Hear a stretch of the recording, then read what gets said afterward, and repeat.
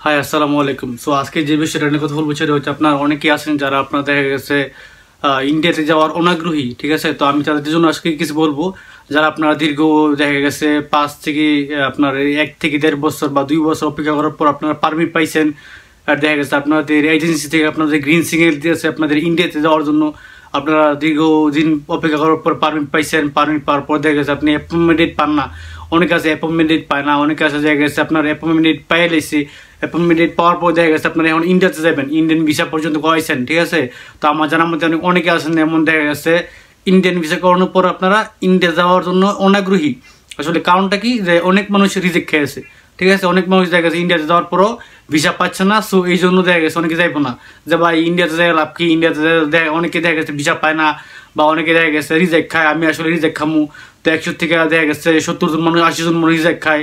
তো আমি আসলে তাদের জন্য কিছু বলবো। ভাই শুনেন, আপনারা দেখা গেছে অনেকেই বলতেছেন ভাই পূর্বে যদি আপনার বিদেশে ঘুরে আসা থাকে তাহলে দেখা গেছে উনি ভিসা পায়, বা বয়স 30-এর বেশি হলে ভিসা পায়, বা ইংলিশে ভালো হলে ভিসা পায়, ঠিক আছে।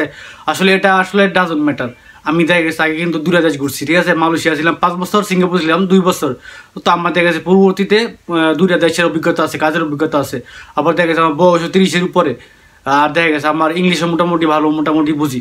তো এই জন্য কি আমি ভিসা পাবো? এমনও হতে পারে আমি ভিসা নাও পাইতে পারি, তাই না। এটা হচ্ছে মূলত ভাগ্য, ঠিক আছে। অনেকে আছেন দেখা গেছে আপনার ইন্ডিয়াতে যায়, ইন্ডিয়াতে অনেকে ভাই আপনারা যারা কম বয়সে আছেন ভাই, আপনার কোনো টেনশন করেন না। ইনশাল্লাহ আপনারা এতদিন অপেক্ষা করছেন, এত টাকা খরচ করছেন, ঠিক আছে। এতদিন অপেক্ষা করার পর, এত টাকা খরচ করার পর যদি ইন্ডিয়া যাতে আপনার কয় টাকা খরচ হয়, 20-30 হাজার টাকা, 50-50 হাজার টাকা খরচ হইলো, আপনার ভাগ্যটা পরীক্ষা করে আনেন না, সমস্যা কি আছে ভাই। 100 থেকে 80 জনে পায় না, 20 জনে তো পায় নাকি। আপনি যদি সেই 20 জনের মধ্যে একজন হইতে পারেন, তাই না। তো আপনি যাইবেন না কেন ইন্ডিয়া ভাই? আমার কথা হচ্ছে ভাই, আমার সাজেশন কোনটা হচ্ছে সেটা হচ্ছে ভাই, আপনি ইন্ডিয়াতে যান। ইন্ডিয়াতে যাওয়ার পর আপনি বিসমিল্লাহর নাম বলে ইন্টারভিউ দেন, আল্লাহ দিলে আপনি ভিসা পাইলেও পাইতে পারেন।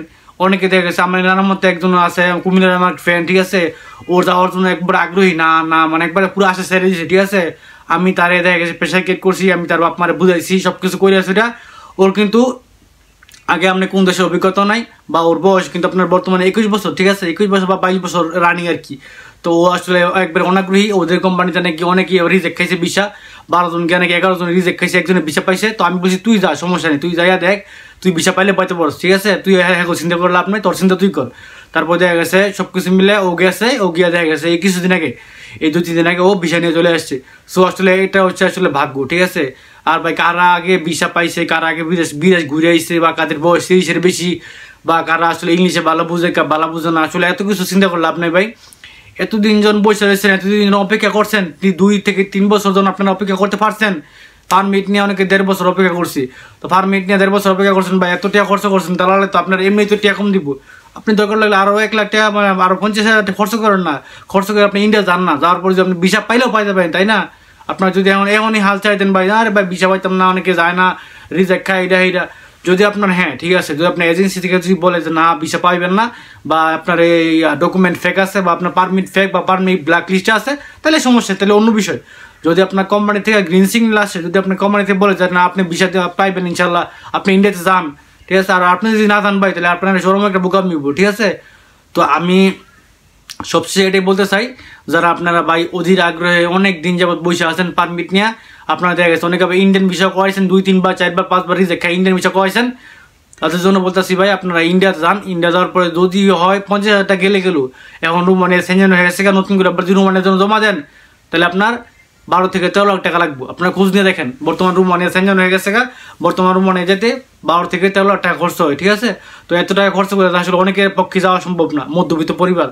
তো আমার কথা হয়েছে কোনটা, এতদিন সময় নষ্ট করছেন, এত টাকা খরচা করছেন, ওই আর কিছু টাকা খরচ করে ইন্ডিয়া যান। ইন্ডিয়ার ভিসা অনেকে করাইছে, অনেকে করানোর পর বেদায়তো না, এটা কেমন কথা। এজেন্সি থেকে বলতেছে তুমি ইন্ডিয়া যাও, অনেকে যাইবো না। আমি যান ভাই ইন্ডিয়াতে, আমি রিকোয়েস্ট করি ভাই আপনার ইন্ডিয়া যান। যাওয়ার পরে দেখেন কি ইনশাল্লাহ ভিসা পান না পান। ভিসা ভাই আসলে কার ভিসা ভাগ্য, কার ভাগ্য আছে না আছে আসলে বলা যায় না, ঠিক আছে। আপনার ভাগ্যে ভিসা থাকতেও পারে, 100 জন থেকে 10 জনের ভিসা পায়, 10 জনের মধ্যে আপনিও থাকতে পারেন, তাই না।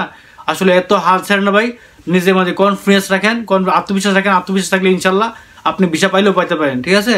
তো যাই হোক, সবকিছু এটাই বলবো ভাই, সবার জন্য দোয়া করি, আল্লাহ সবাই মনে আশা পূরণ করুক, সবাই ইনশাল্লাহ যাতে রোমানিয়াতে যেতে পারে, সবাই যাতে ইউরোপ যেতে পারে সে দোয়া করি।